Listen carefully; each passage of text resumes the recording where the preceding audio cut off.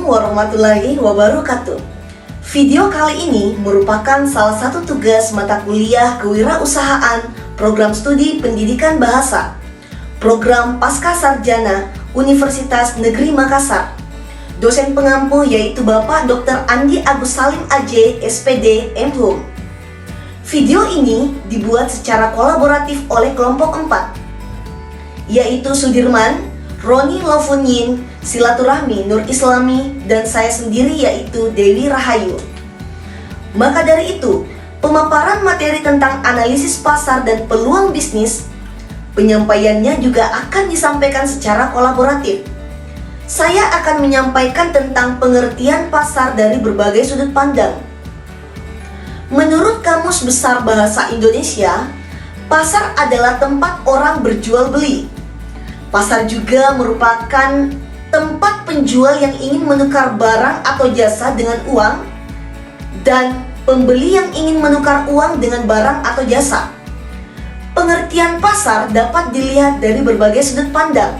Yang pertama, pengertian pasar dari sudut pandang pembeli. Pasar merupakan kumpulan perusahaan yang menghadirkan produk tertentu yang dapat dibeli. Selanjutnya, pengertian pasar dari sudut pandang penjual. Pasar adalah kumpulan pembeli yang menjadi sasaran penjualan produk tertentu. Nah, selanjutnya, pengertian pasar dari sudut pandang industri. Pasar adalah sekelompok perusahaan yang memproduksi produk tertentu yang saling berkaitan. Maka dari itu, analisis pasar adalah studi komprehensif tentang pasar tertentu dalam suatu industri, termasuk pemeriksaan berbagai komponennya seperti ukuran pasar, faktor kunci keberhasilan, saluran distribusi, audiens target, profitabilitas, dan tingkat pertumbuhan serta tren pasar. Tujuan analisis pasar adalah untuk mengevaluasi dan memahami kondisi pasar, tren, dan persaingan untuk membuat keputusan bisnis yang tepat. Selanjutnya, materi peluang pasar akan dipaparkan oleh rekan saya, yaitu Bapak Roni Lofunyin. Perkenalkan, nama saya Roni Lofunyin. Saya akan memaparkan bagian dari materi kami, yaitu analisis peluang pasar. Analisis peluang pasar merupakan riset terhadap faktor-faktor lingkungan ekstern yang mempengaruhi kegiatan usaha sebuah perusahaan. Lingkungan ekstern yang dimaksud adalah kekuatan yang tidak dapat dikendalikan, sehingga perusahaan harus menyesuaikan diri dan juga menghasilkan ancaman dan peluang.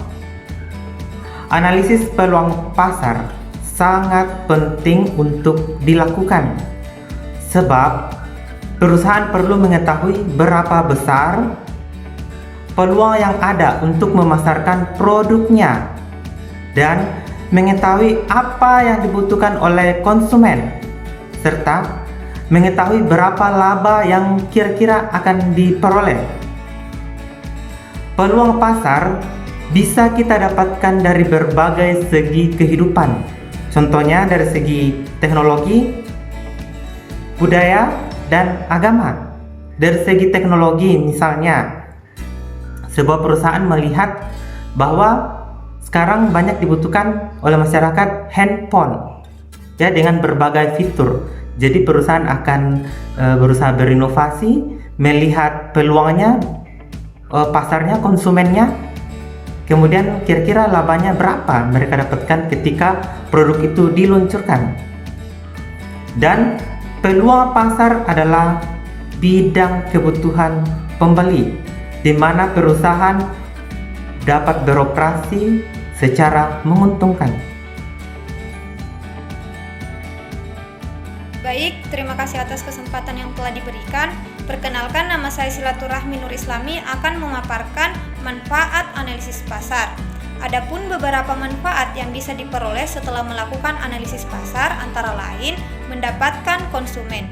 Dengan analisis pasar yang baik, kita bisa lebih mudah untuk memperoleh konsumen karena apa yang kita jual sesuai dengan apa yang dibutuhkan oleh konsumen. Berikutnya adalah mampu melihat persaingan. Dengan analisis tersebut, kita bisa melihat kelemahan maupun kelebihan dari pesaing bisnis, sehingga kita bisa berusaha untuk mengalahkannya. Selanjutnya adalah memanfaatkan peluang. Adapun salah satu cara yang bisa dilakukan untuk memanfaatkan peluang yaitu dengan membedakan produk-produk yang sudah ada di pasaran, kemudian kita bisa mengetahui peluang apa saja yang masih jarang persaingannya. Manfaat berikutnya adalah mengurangi resiko. Dengan analisis tersebut kita bisa menghindari kegagalan produk atau gagal bisnis. Berikutnya rencana jangka panjang. Kita bisa mengetahui langkah-langkah jangka panjang ke depan sehingga tidak kebingungan dalam menjalankan bisnis. Selanjutnya adalah menjadi tren. Analisa pasar yang dilakukan juga sangat bermanfaat bagi pebisnis, terutama untuk memunculkan ide-ide baru bisnisnya, sehingga bisnis menjadi tren dan penjualan semakin meningkat.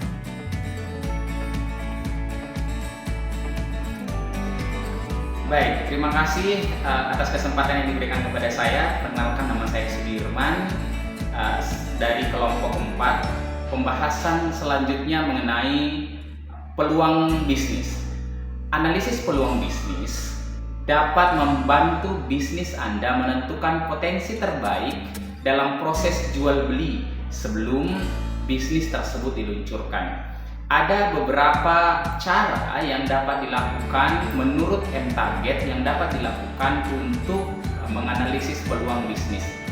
Yang pertama adalah analisis tren target viral dan terkini. Teman-teman dapat ketahui bahwa saat ini adalah era digital di mana proses seleksi dan proses interaksi dapat dilakukan di dunia maya. Nah, sebagai seorang pemula, kita dapat menganalisis tren awal melalui hal-hal yang sedang viral saat ini. Selanjutnya yang kedua adalah analisis kebutuhan sekitar. Sebagai calon pengusaha muda, sebagai calon entrepreneur, kita juga selaku konsumen. Jadi kita dapat menganalisis lingkungan sekitar, orang-orang di sekitar kita, kebutuhannya apa, kemudian keinginannya apa, sehingga kita bisa mengolah itu, menganalisis pasar dengan cara berkaca pada kebutuhan sekitar kita. Kemudian yang ketiga adalah memaksimalkan passion dan potensi diri. Sebagai orang yang hendak melakukan atau memulai bisnis, sumber bisnis dan peluang bisnis bisa berasal dari hobi. Hobi kita dapat menjadi bisnis, passion kita dapat menjadi bisnis ketika kita mampu mengolah, menganalisis pasar, kebutuhan-kebutuhan apa yang ada pada bisnis dan hobi-hobi kita, sehingga dapat menjadi peluang untuk kita membuat bisnis. Kemudian yang keempat adalah kita harus rajin mengunjungi acara bisnis dan acara kegiatan pameran lainnya berhubungan dengan bisnis. Jika Anda ingin memulai bisnis yang baru, Anda sebagai seorang pemula dan tidak punya ide, maka yang harus dilakukan adalah berkunjung pada pameran bisnis, kemudian acara-acara bisnis, sehingga dapat input dari orang-orang di sekitar yang bisa memberikan peluang yang baru buat kita. Nah, selanjutnya yang keempat adalah bergabung pada komunitas bisnis.